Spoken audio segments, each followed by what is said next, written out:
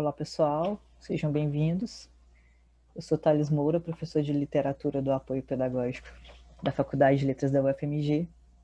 Você irá assistir agora a nossa primeira aula do curso O Negro na Literatura Brasileira.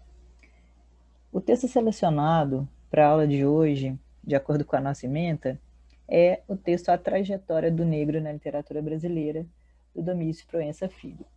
É interessante salientar que esse ensaio ele foi publicado em 2004 e ele tem como mote mapear no discurso literário brasileiro a presença do negro na literatura nacional, ou seja, as formas como o negro vai aparecer nas narrativas do século XIX, tanto em narrativas, poemas escritos por pessoas negras, como também por pessoas não negras. Eu vou projetar aqui para vocês alguns tópicos que eu gostaria de trabalhar. E sempre seguindo o texto, nós iremos dividir a discussão desse texto entre as duas aulas do módulo, junto com os poemas do Gregório de Matos, na segunda aula. Mas o que me interessa de antemão, essa primeira aula, seria problematizar e levantar algumas caracterizações que o negro vai passar na literatura escrita no século XIX. Então vamos lá. A gente tem a questão que o Domício Proença Filho vai tratar do tratamento marginalizador, que vai se refletir não só na sociedade, nas interações sociais, dentro da dinâmica socioeconômico-cultural, como também vai se resvalar na literatura. Ou seja, a questão da etnia, ela vai marcar a trajetória do negro, e isso se projeta nos escritos ali do século XIX, né? E ele vai salientar a questão de a trajetória do negro na literatura brasileira se dá em duas instâncias, né, que estariam configuradas entre a literatura que é escrita sobre o negro e uma literatura do negro. Tá. E como isso se daria?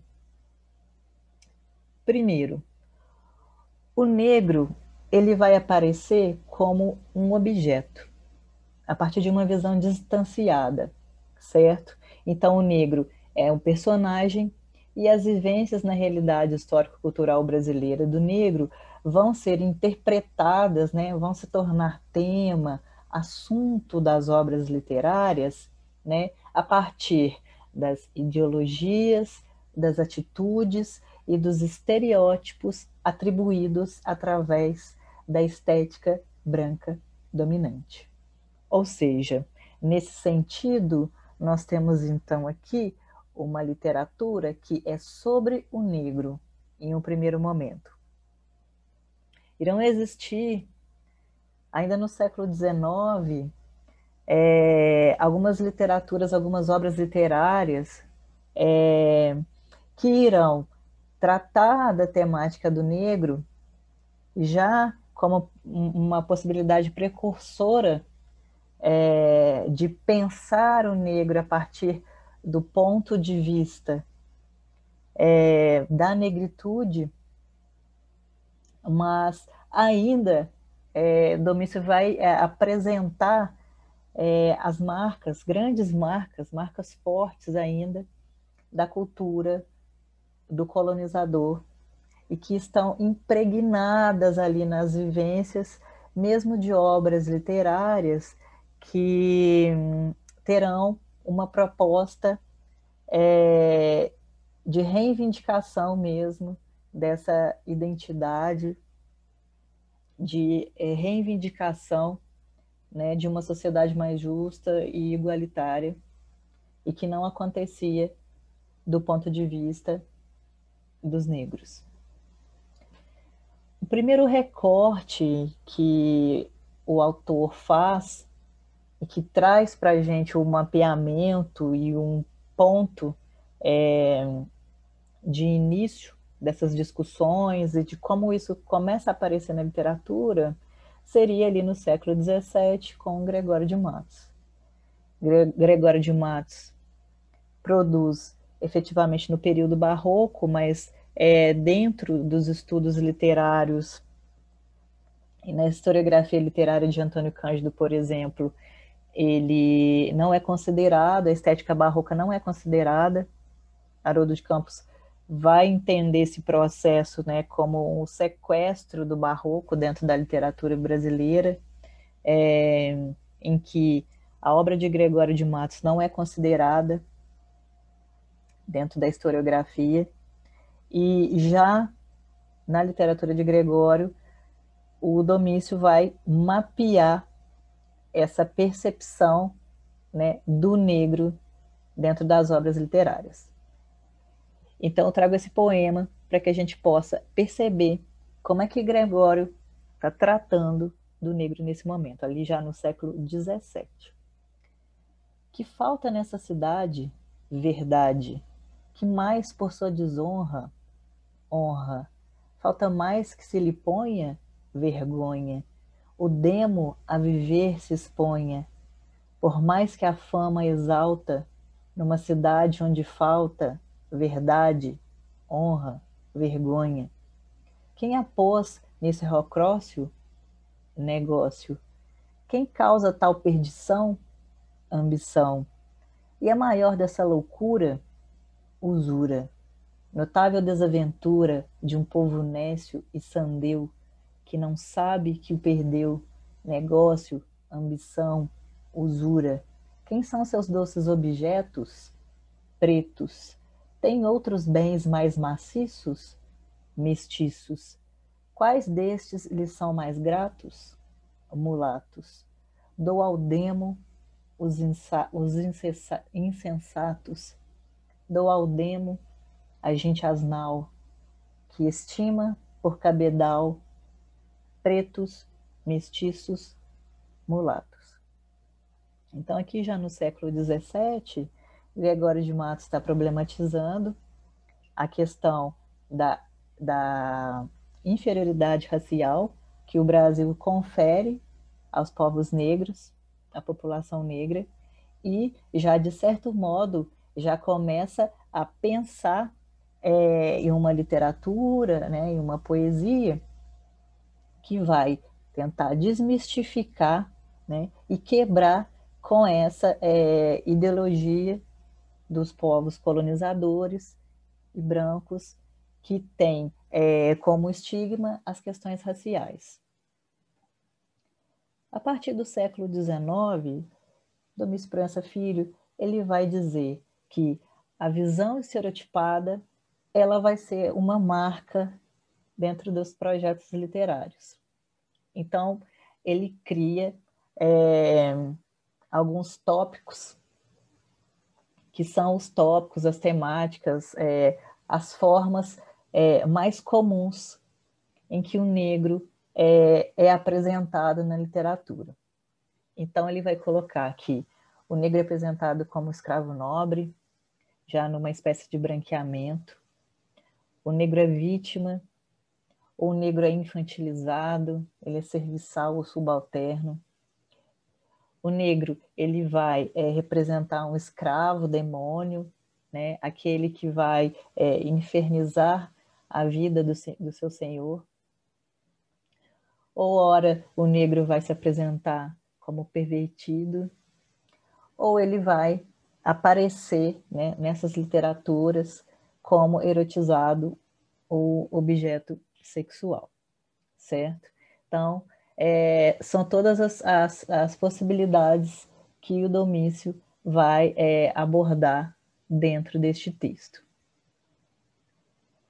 Na aula de hoje, necessariamente, nós fazemos um recorte e nós vamos trabalhar, dividindo a leitura desse texto com o escravo nobre, o negro aparecendo como escravo nobre, como o negro vítima e como o negro infantilizado, serviçal ou subalterno, tá?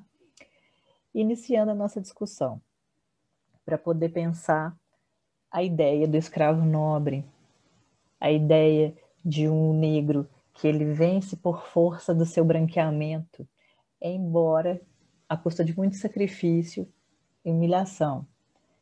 É um caso que o autor vai mapear, por exemplo, da obra Isaura, do Bernardo Guimarães, que é uma obra de 1872. Então, ali naquele momento, Isaura é uma escrava que detém alguns privilégios dentro da Casa Grande, e em um momento em que ela está dentro da casa com a sua senhora, ela começa a entoar uma canção lamuriosa. Acontece entre elas, entre a Sinhá e Isaura. A Sinhá Malvina, diante, né, dessa canção entoada com tristeza, vai dizer para Isaura: não gosto que a cantes, não, Isaura. Onde pensar que és maltratada, que és uma escrava infeliz, vítima de senhores bárbaros e cruéis. Entretanto, passas aqui uma vida que faria inveja a muita gente livre. Gozas da estima de teus senhores. Deram-te uma educação como não tiveram muitas ricas e ilustres damas que eu conheço. És formosa e tens uma cor linda, que ninguém dirá que gira em tuas veias uma só gota de sangue africano.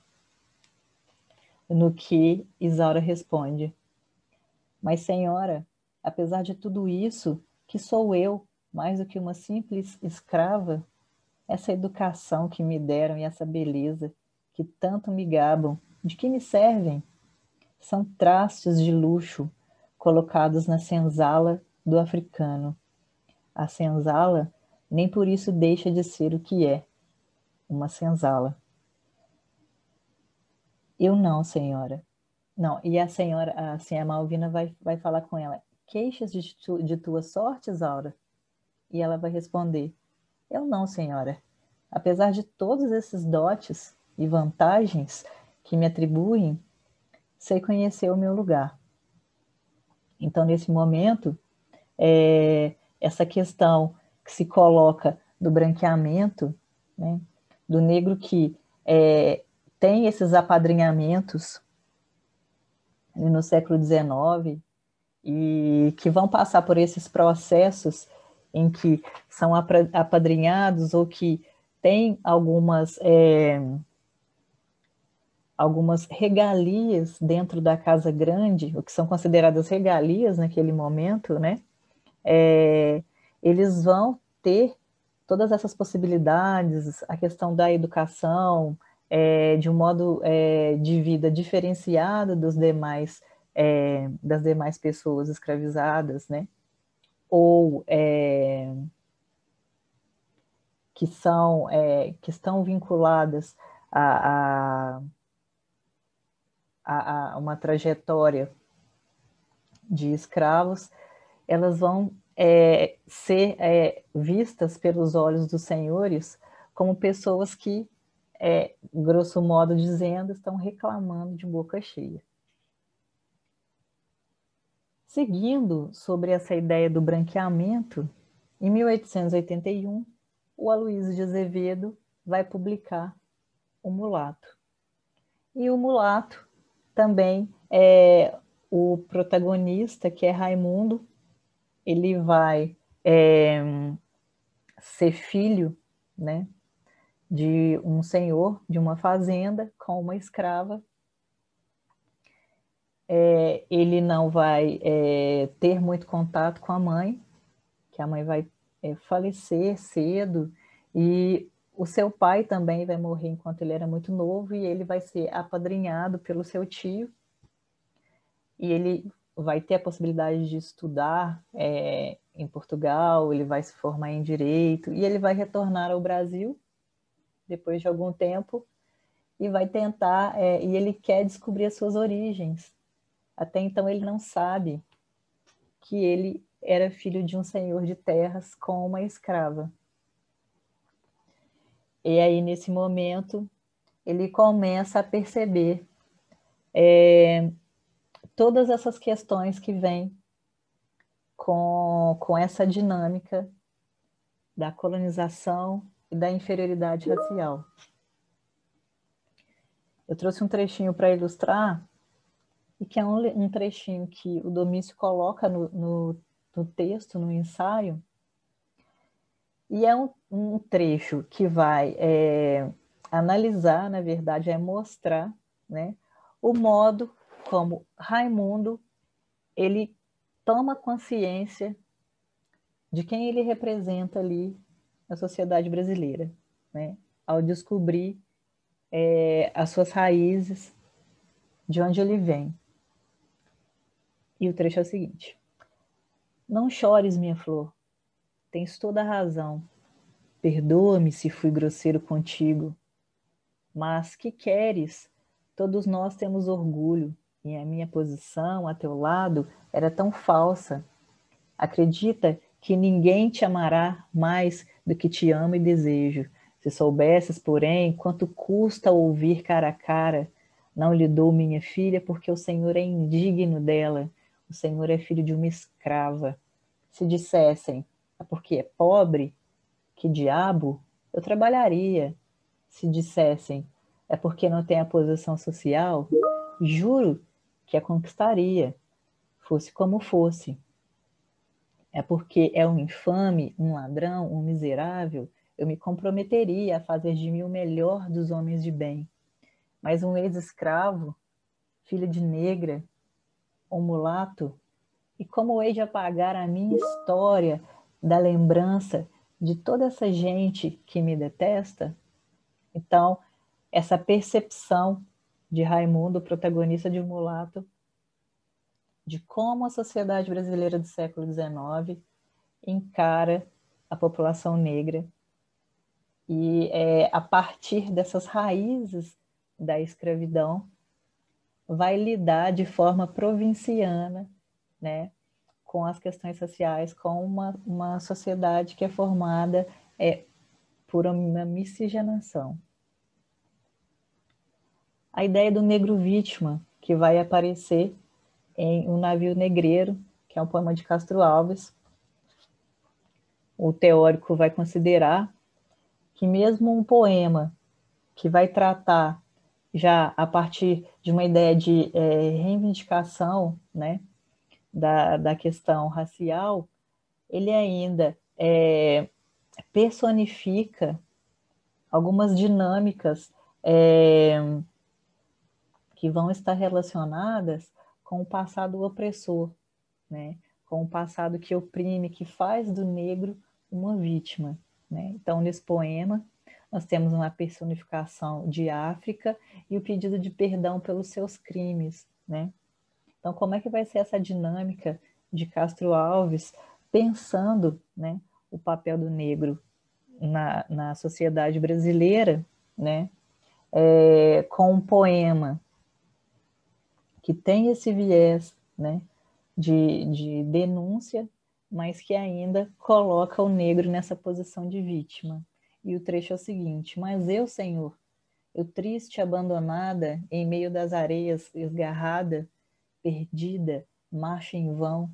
Se choro, bebe o pranto a areia ardente, talvez, para que meu pranto, ó Deus clemente, não descubras no chão. Basta, Senhor, do teu potente braço, role através dos astros e do espaço, perdão para os crimes meus. Há 2000 anos eu soluço um grito, escuto o brado meu lá no infinito. Meu Deus, Senhor, meu Deus. Então, tem essa concepção, né, essa ideia, esse posicionamento de vítima, né, frente à realidade em que o negro está vivenciando naquele período. A ideia do negro infantilizado, serviçal subalterno. O Domício vai apontar como a Bertoleza ela vai aparecer ali em Cortiço, né? A partir de uma dinâmica de animalização. Nós temos ali na estética naturalista, né? Um processo de zoomorfização, a pessoa vista, o personagem visto, né, como um animal, tratado como um animal, né? Principalmente considerando no período das obras inscritas no movimento naturalista, a concepção e a filosofia, né, positivista em voga na época, e também o determinismo, né, que pregava, né, pensava que o meio, a raça, né, eles vão determinar o destino das pessoas. Então, o trecho selecionado pelo Domício é o seguinte: Bertoleza é que continuava na cepa torta, sempre a mesma crioula suja, sempre atrapalhada de serviço, sem domingo nem dia santo. Essa, em nada absolutamente, participava das novas regalias do amigo. Pelo contrário, à medida que ele galgava a posição social, a desgraçada fazia-se mais e mais escrava e rasteira. João Romão subia e ela ficava cá embaixo, abandonada como uma cavalgadura de que já não precisamos para continuar a viagem. No teatro, nós temos o trechinho que o Domício separa do Alto da Compadecida, de Ariano Suassuna. Nós temos um trechinho em que há um estranhamento na caracterização de Jesus Cristo como negro, né, pelo personagem João Grilo, em um certo momento da trama. Deus, então, é como se ele não pudesse ser negro e Cristo ao mesmo tempo na cena, né? E ele, ao mesmo tempo, ele ainda vai sentir necessidade de se justificar para João Grilo, certo? De costas, grande grito, com o braço ocultando os olhos. Quem é? É Manuel? Manuel responde: Sim, é Manuel, o leão de Judá, o filho de Davi. Levantem-se todos, pois vão ser julgados. E João Grilo responde: Apesar de ser um sertanejo pobre e amarelo, sinto que estou diante de uma grande figura. Não quero faltar com respeito a uma pessoa tão importante, mas se não me engano, aquele sujeito acaba de chamar o senhor de Manuel. E Manuel vai responder: Foi isso mesmo, João. Esse é um dos meus nomes. Mas você pode me chamar também de Jesus, de Senhor, de Deus. Ele gosta de me chamar de Manuel ou Emanuel, porque assim quer se persuadir de que sou somente homem. Mas você, se quiser, pode me chamar de Jesus. E o João Grilo: Jesus? Manuel responde: Sim. E João Grilo: Mas espere, o Senhor é que é Jesus? E Manuel: Sou. E João Grilo retruca: Aquele a quem chamavam Cristo? E aí Jesus responde: A quem chamavam não, que era Cristo. Sou. Por quê? E João Grilo: Porque não é lhe faltando com respeito não, mas eu pensava que o Senhor era muito menos queimado. Então, nesse momento, a gente tem, né, a percepção da branquitude, né, de Deus, de Jesus, e o João Grilo se estranhando essa caracterização de Deus, né? E aí o João Grilo ainda vai completar: Muito bem, falou pouco, mas falou bonito. A cor pode não ser das melhores, mas o Senhor fala bem e faz gosto, né? No que Manuel vai responder: Muito obrigado, João, mas agora é sua vez. Você é cheio de preconceito de raça. Vim hoje assim de propósito, porque sabia que ia despertar comentários. Que vergonha! Eu, Jesus, nasci branco e quis nascer judeu, como podia ter nascido preto. Para mim, tanto faz um branco ou um preto. Você pensa que eu sou americano para ter preconceito de raça? Então, aqui nessa passagem, né, tanto esse estranhamento como essa necessidade de Jesus de explicar, né? De explicar o motivo porque ele era negro ali, porque ele veio como negro, porque ele apareceu como negro. No caso de Machado de Assis, algumas controvérsias, né, em relação ao projeto literário dele, em relação se ele omite ou não a questão de ser mulato, né, a questão de compartilhar das questões de sua época em relação às questões raciais, que eram pungentes ali do período, em detrimento principalmente de Lima Barreto.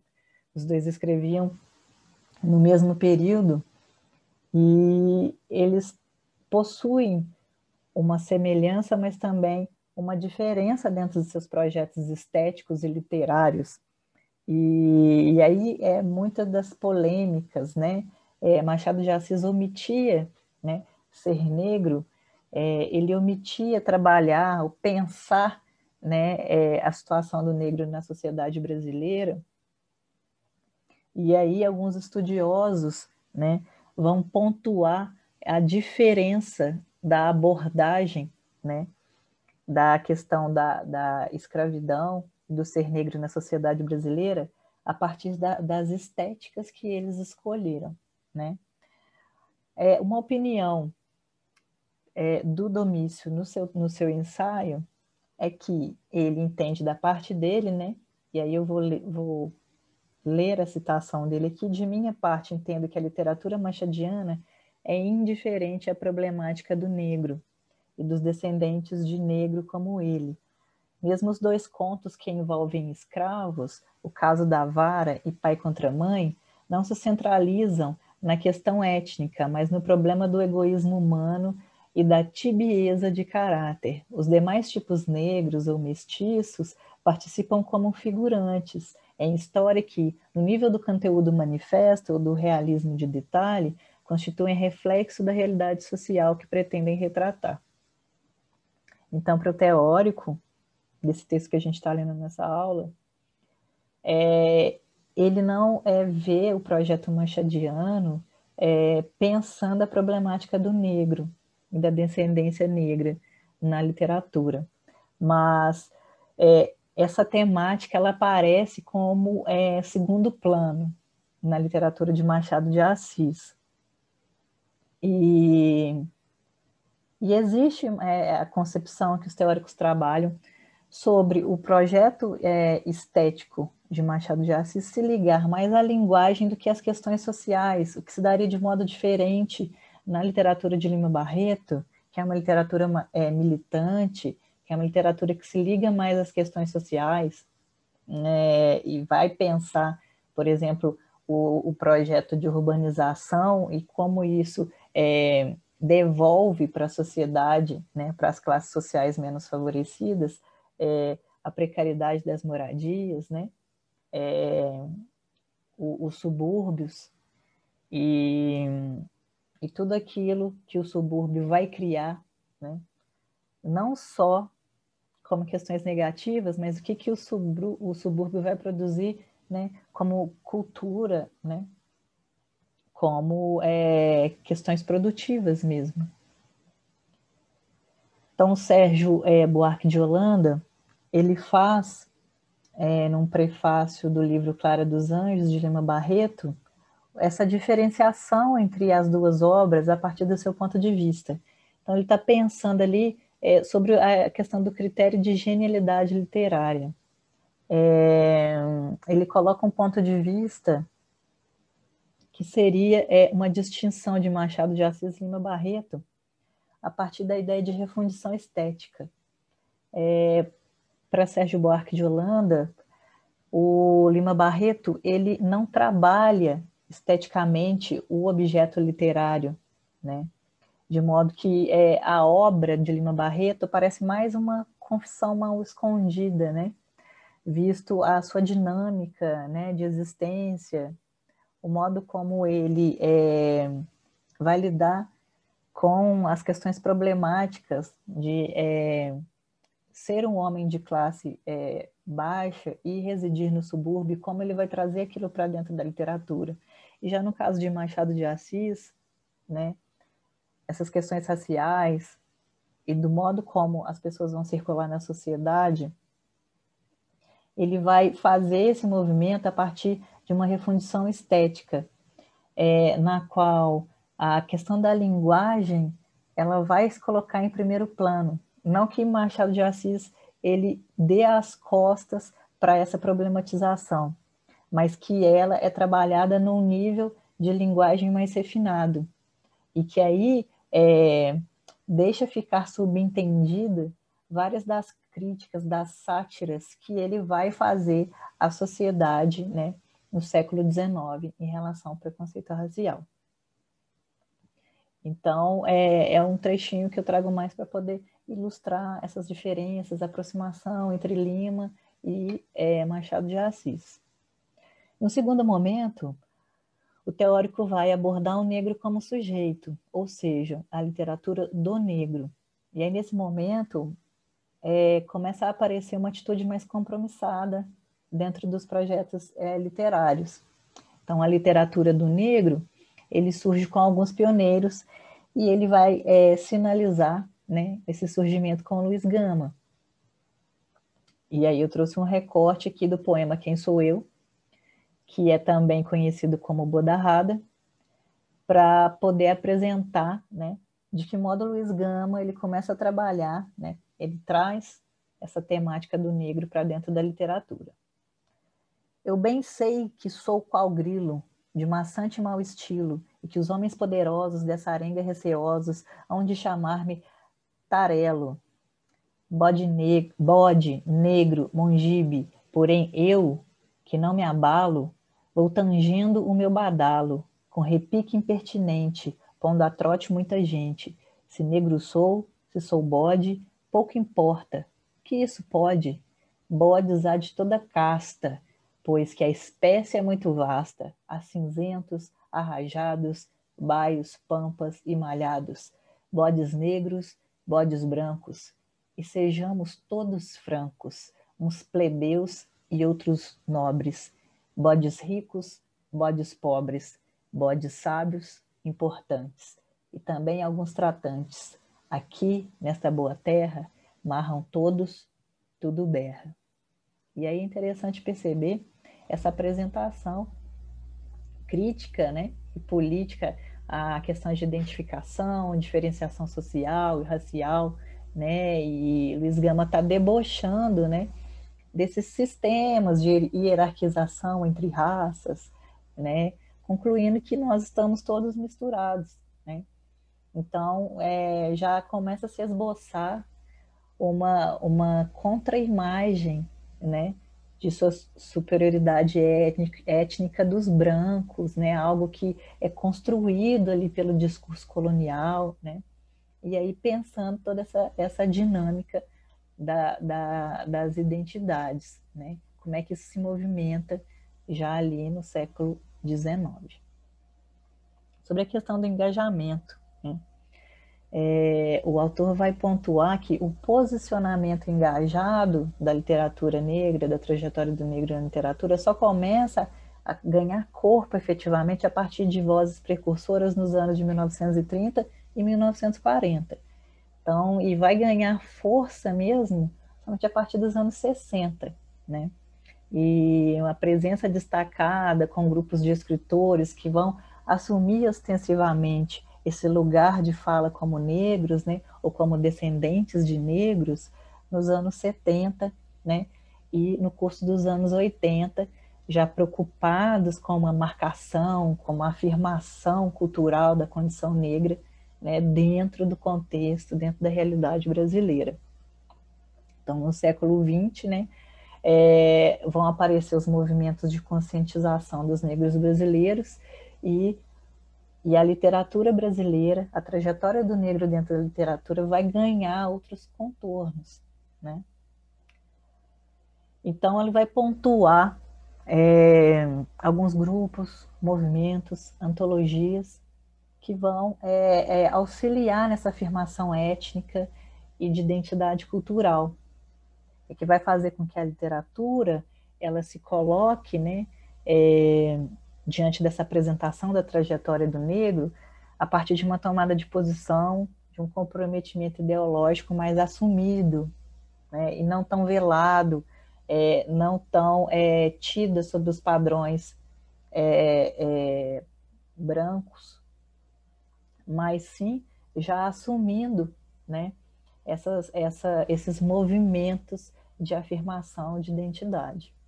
E aí ele vai pontuar, né, algumas antologias, como Axé, Antologia de Poesia Negra Contemporânea, publicada em 82, a Antologia A Razão da Chama, Antologia de Poetas Negros Brasileiros, publicada em 86, e uma antologia publicada em 1992, que é a Poesia Negra Brasileira.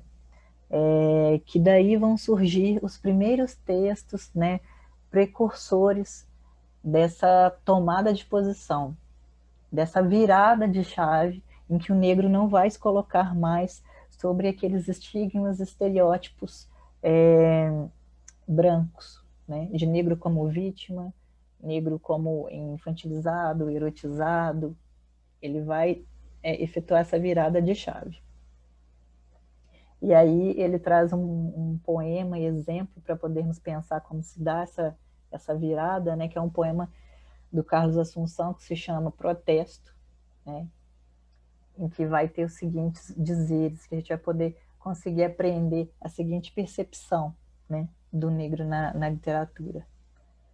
Mas, irmão, fica sabendo, piedade não é o que eu quero, piedade não me interessa, os fracos pedem piedade, eu quero coisa melhor, eu não quero mais viver no porão da sociedade, não quero ser marginal, quero entrar em toda parte, quero ser bem recebido. Basta de humilhações. Minha alma já está cansada. Eu quero o sol que é de todos. Ou alcanço tudo o que eu quero, ou gritarei a noite inteira, como gritam os vulcões, como gritam os vendavais, como grita o mar. E nem a morte terá força para me fazer calar. Então, aqui, a partir desse poema, Protesto de Carlos Assunção, e que vem desse movimento já de identificação, dessa tomada de posição dos movimentos negros brasileiros, uma virada de chave em que o negro já não é visto sob esses estereótipos, né, advindos da cultura branca, que já está ali há muito tempo calcada, né, nas relações sociais. Aqui nós já vemos um posicionamento assumido e crítico, né, político, assumindo um lugar, assumindo um espaço, né, e assumindo uma identidade, reivindicando esse lugar. E o desdobrar da conscientização, eu trouxe para a gente poder pensar como é que esse questionamento, essa cobrança, essa consciência, essa necessidade de afirmação, a ideia de revolta, o desejo de integração, a ideia de uma ancestralidade africana, um orgulho de pertença, né? Pertencimento, que a gente poderia falar hoje de lugar de fala. Como é que isso vai aparecer, por exemplo, em 1981, em um poema da Geni Mariano Guimarães, que é o poema Viu. E aí o Domingos faz um recorte, né? E que é muito interessante para a gente poder pensar como é que acontece esse desdobrar da conscientização e como é que a trajetória do negro na literatura brasileira vai caminhando por diferentes processos, né, em que essa imagem é retrabalhada. Viu, Geni Mariano Guimarães. Só porque você não me bate de chicote, não me fura de faca, não me espeta o ventre, não quer dizer que você não me deve nada. Você me deve a chave da senzala, que está escondida nas gavetas dos balcões. Então, essa reconfiguração de uma espécie de senzala, né, onde o negro vai ocupar dentro da dinâmica econômica brasileira, né, e o modo como a Geni ela vai reconfigurar nesse poema, né, as novas modalidades de senzala, né? Então, o que o branco deve, né, para esse projeto, para essa ideia de poesia, essa entrega dessa chave, é o fechamento da senzala, é essa liberdade, né, é essa ideia de integração, né, e, e, e de revolta também, o desejo de que esse questionamento, né, essa cobrança em relação ao legado colonial, ele seja resolvido, né? Ele seja de uma vez por todas passado a limpo, certo? Então, pela nossa aula de hoje, aula 1, a gente finaliza por aqui. Na nossa aula 2, a gente discute um pouco mais algumas questões apontadas nesse texto, né? A trajetória do negro na literatura, e vai comentar também alguns poemas, né, alguns trechinhos de poemas do Gregório de Matos, ainda ali no século XVI. Tá bom? Até lá e responda ao fórum das nossas atividades.